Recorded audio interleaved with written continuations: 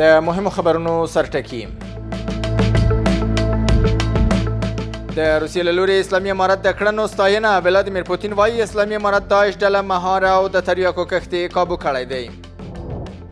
د افغانستان بیا رغونې په برخه کې د 140 میلیارډ ډالرو لګښت. سیګار وایي واشنګټن افغانستان کې د باثبات او دیموکرات دولت په جوړېدو کې پاتې راغی. له پاکستان د افغان خبريالانو د ایستلو لړۍ چټکتیا. بې پولې خبريالان وایي د روان کال په لړ کې لږ تر لږه 10 خبريالان ایستل شوي دي. او د غزې اوربند دویم پړاو عملي کېدو لپاره د ټرمپ هڅې. په دې پړاو کې د اسرائیلي پوځیانو وتل او د نوي حکومت جوړېدل شامل دي.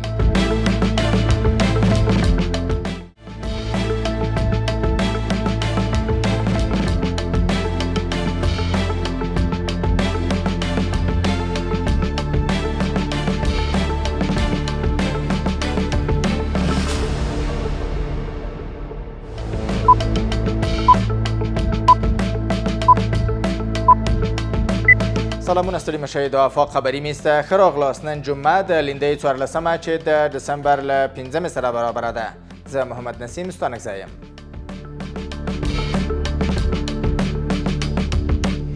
د روسیې ولسمشر ولادیمیر پوتین افغانستان کې د اسلامي امارت د کړنو په ستاینې سره ویلي چې اوسنی حکومت په ښکاره توګه د افغانستان وضعیت کنټرول په لاس کې لري او په خبرې دا هغه حقیقت دی چې باید ومنل شي. پوتین زیاته کړې چې اسلامي امارت په فعاله توګه د ترهګرۍ په ځانګړي ډول داعش پر وړاندې مبارزه کوي او د کوکنارو په کښت کې د پام وړ کموالی راغلی دی. په داسې حال کې چې ځینې هیوادونه هڅه کوي افغانستان ناامن وښيي، د روسیې ولسمشر ولادیمیر پوتین په تازه څرګندونو کې دا ډول ادعاوې رد کړي دي. پوتین چې د هند او روسیې 23مې کلنۍ سرمشریزه کې د ګډون په موخه په 2 ورځني سفر هند ته رسېدلی، له یوې هندي رسنۍ سره خبرو کې ویلي چې اسلامي امارت د افغانستان وضعیت کنټرول په لاس کې لري. هغه زیاته کړې چې اسلامي امارت د ترهګرو ډلو په ځانګړي ډول د داعش ډلې پر وړاندې ګامونه اوچت کړي او کوکنارو کښت یې په بېساري ډول کم کړی دی. پوتین ټینګار کړی چې د اسلامي امارت چارواکي په فعاله توګه په پولو کې د کوکنارو ګواښ پر وړاندې مبارزه کوي. دا چې ولادیمیر پوتین د انډیا ټوډے ورځپاڼې سره په خپله مرکه کې ویلي دي چې د افغانستان رسمیت پیژندنه په دې معنا ده چې په ټول افغانستان باندې یو حکومت حاکم دی او په هغه کې قوانین پلي کېږي.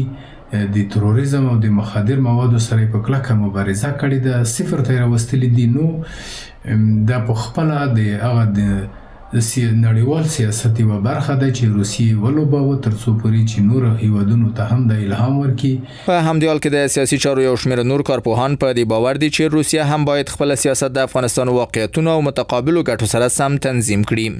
قدرت‌های منطقوی تلاش میکنن تا یک ائتلاف بزرگتر داشته باشن. از یک طرف نیاز دارن مسائل اقتصادی تو تنظیم تجارت، خصوصا نیازمندی‌های هندوستان در مسائل انرژی و از طرف دیگه مسائل دفاعی و با هم با کشور روسیه ناگزیر است تعامل داشته باشند و از طرف دیگه یعنی به حساب توازن قدرت هم دست جهانی یعنی کوشش میکنن، تلاش دارن که این توازن گویا برقرار بکنن. بسیار ضرورت است که برنامه‌های حاکمان روسیه بر بنیاد منافع ملی و قوانین بین‌المللی و خصوص اعلامیه جهانی حقوق بشر باشه.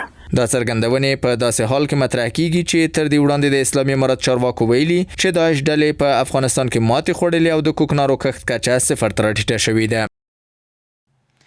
د افغانستان بیا رغونې لپاره د امریکا ځانګړې سرپلټونکې ادارې سیګار په خپل وروستي راپور کې ویلي چې متحده ایالاتونو د 2002 کال پیل د 2020 تر نیمایي پورې د افغانستان بیا رغونې لپاره څه باندې 140.1 میلیارډ ډالر ځانګړي کړي وو، خو د یو باثباته او دیموکرات دولت په جوړېدو کې پاتې راغلل. د افغانستان بیا رغونې لپاره د امریکا ځانګړې سرپلټونکې ادارې یا سیګار په خپل وروستي راپور کې اعلان کړی چې متحده ایالاتونو د 2002 کال له پیل د 2020 کال تر نیمایي پورې د افغانستان بیا رغونې لپاره څه باندې 140.1 میلیارډ ډالر ځانګړي کړي وو، خو د یو ثبات لرونکي او دیموکرات دولت په جوړېدو کې ناکام شول. د سیګار راپور پر بنسټ له دې پیسو څه باندې شاوخوا 14.3 میلیارډ ډالر د حکومتولۍ او پراختیا لپاره 9.4 میلیارډ ډالر د مخدره توکو پر وړاندې د مبارزې لپاره او 4.1 میلیارد نور د بشري مرستو لپاره ځانګړي شوي وو. این پول کاملا در افغانستان به مصرف نرسیده، برای که در جیب یک تعداد از دزدا مفسدین افتاد و همچنان مفسدین خودشان که با دم جوال با مفسدین افغانستان گرفته بودن، بالاخره پول غارت کردن، برای مردم افغانستان چیزی نرسید. با آن هم مقداری از این پول به دسترس مردم افغانستان قرار گرفته، با از این صورت گرفته بعضی سراکا ساخته شده. په دغه راپور کې پراخ فساد، ناسمې تصمیم نیونې، غیر واقعبینانه موخې، بې ځایه جوړښتونه، د افغانستان په اړه د کافي معلوماتو نشتون او د جګړې دوام هغه عوامل بلل شوي چې دا ماموریت یې ناکامه کړی دی. سیګار زیاته کړې چې امریکا د فاسدو او د بشري حقوقو د سرغړونکو کسانو په ملاتړ او د پایدارو بنسټونو په جوړولو کې په پاتې راتلو سره ستونزې لا ژورې او زیاتې کړې. دلیل اصلی شکست امریکا در افغانستان نادیده گرفتن واقعیت‌های بومی جامعه بود. یعنی آنها با همین نسخه تحمیلی وارداتی ساخته خودشان میخواستن بالای مردم افغانستان حکومت نمایند و ارزش‌ها و واقعیت‌های میدانی مردم افغانستان را نادیده گرفته بودند. د سیاسي چارو شنونکي باور لري چې د 13 کلونو پر مهال د امریکا لګښتونه د افغانستان بیا رغونې لپاره نه بلکې په سیمه کې د خپل سیاسي موخو ترلاسه کولو په پار وو. امریکا در 20 سال حضورش در افغانستان با مصرف نمودن میلیاردها دلار به خاطر ایجاد یک حکومت دموکراتیک در افغانستان نیامده بود، بلکه امریکا اهداف بزرگ استخباراتی به خاطر مهار کردن رقابت‌های بین‌المللی خود در منطقه آمده بود که در 20 سال حضورش یا در 50 سال گذشته جنگ افغانستان امریکا به یک قسمت بزرگ اهداف خود رسید. اما رقابت‌های بین‌المللی که در منطقه با امریکا وجود داره، برنامه‌های امریکا را به کندی ساخته که باعث نگرانی امریکاست. بلخو د اقتصادي چارو یو شمېر شنونکي وایي چې په دې پراخ فساد کې نه یوازې کورنۍ عوامل بلکې بهرنۍ عوامل هم مهم رول درلود. حقیقت او انجوهای خارجی، جمع انجوهای داخلی، جمع او سیاستمدارایی که زمینه رو میساخت و جمع او کسایی که در پارلمان شکل کمیشن کاری رو میکرد، او در حقیقت مسئول هستند. یعنی معنا داره که در ضایع شدن پول ها انجوهای خارجی، انجوهای داخلی، سیاستمدارای ما و به خصوص پارلمانیایی که او وکیلایی که کمیشن کار بودن چنین کار را انجام میدادن. د ویلو ده چې د 2001 کال د سپتمبر 11 له پیښې وروسته امریکا د ترهګرۍ پر وړاندې مبارزې او بیا رغونې په پار پر افغانستان برید وکړ. دغه جګړې 40 کاله دوام وکړ او بل اخر د 2021 کال په اگست میاشت کې امریکا له افغانستان ووتله. د جګړه چې د امریکا د تاریخ تر ټولو اوږده جګړه ګڼل کیږي، د افغانستان لپاره یې هم ویجاړونکې پایلې درلودې. د بیپول خبریالانو سازمان اعلان کړی چې پاکستان په 2015 کال کې لږ تر لږه 10 افغان خبریالان بیرته افغانستان ته ایستلي دي.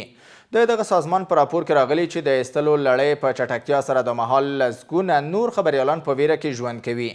د بیپول خبریالانو سازمان له پاکستاني چارواکو غوښتي چې له دغه هیواده د افغان خبریالانو د ایستلو بهیر ته د پای ټکی کیږدي او له نړیوالې ټولنې هم غوښتي چې د دوی د بیا میشتېدنې لپاره لارې پرانیزي. په دې راپور کې وړاندې راغلی چې پاکستان کې د افغان خبریالانو وضعیت بوږنوونکی دی او په خبرې هره ورځ د نیولو او ایستلو له ګواښ سره مخامخ دي.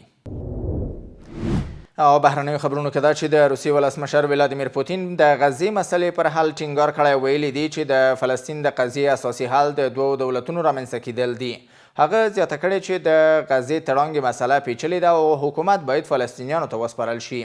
په همدې حال کې د ملګرو ملتونو ویان غزې تړانګې ته د بشري مرستو لیږد په برخه کې د اسرائیلي رژیم له لوري د خنډونو پر جوړولو نیوکه کړې ده.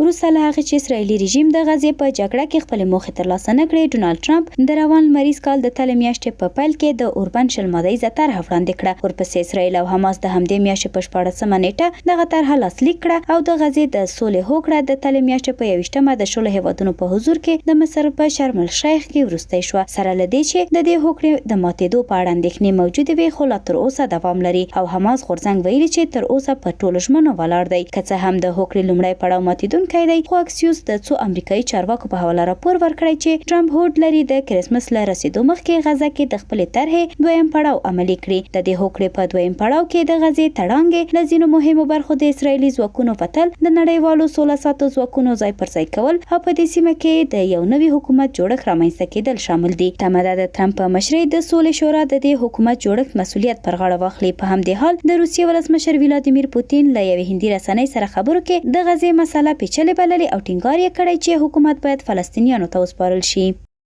فلسطین یو پیچلې مسله ده او نشو کولای هغه د څو میاشتو په موده کې د یوې بټنې په کېکاږلو سره حل کړو. اخوا بیا د ملګرو ملتونو ویان سټیفان دوجاریک غزې تړانګې ته د بشري مرستو د لیږد برخه کې د اسرایلي رژیم له لوري د خنډونو پر جوړولو نیوکه کړې او له ټولو خواوو یې غوښتي چې شوې هوکړې ته درناوی وکړي.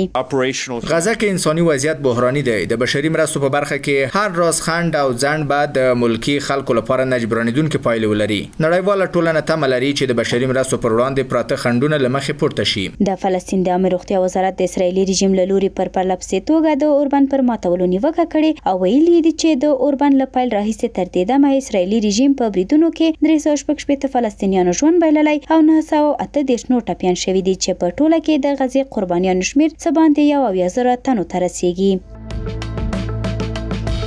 درنو لیدونکو له تاسو خپل همکارانو په مننې خبرې میز مو هم دومره و. تر بیا ښې چارې.